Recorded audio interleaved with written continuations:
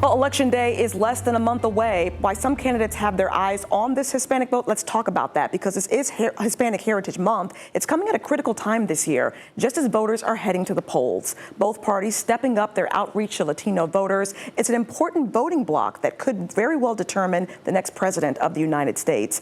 ABC's Rachel Bade has more.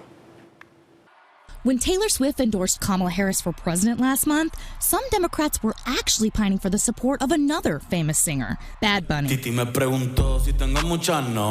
Puerto Rican icon and rapper, who Democrats think could actually have more sway in the election than any other pop artist, especially with the 300,000 Puerto Rican voters in the must-win state of Pennsylvania. President Biden, after all, carried the swing state by just 80,000 votes in 2020.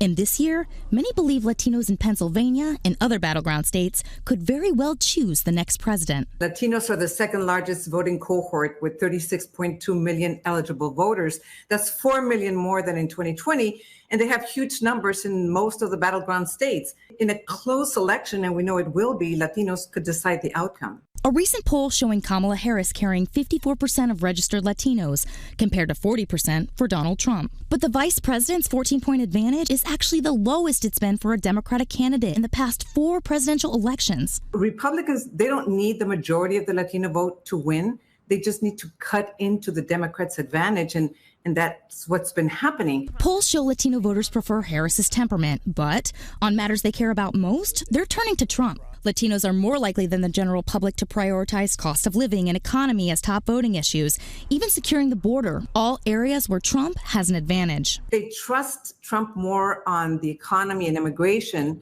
Also, more and more Latinos are joining evangelical congregations where former President Trump has a lot of support. Also unhelpful for Harris, many Latino voters feel Democrats simply haven't delivered for them. Democrats have promised an immigration reform that would open the door to the legalization of undocumented immigrants. And now they support a more hardline approach at the border, in part because they don't want to be associated with the chaos at the border. The Harris campaign trying to claw back support. Her team releasing more Spanish-speaking ads this week. Contra las grandes farmacéuticas. The good news for Harris, the race isn't over yet. With less than half of eligible Latinos actually showing up to vote, an effective turnout operation could make all the difference. The Harris campaign is clear-eyed about her problem with Latino voters, but while they're stepping up their game, more than half of Latino voters say they haven't been contacted by either party.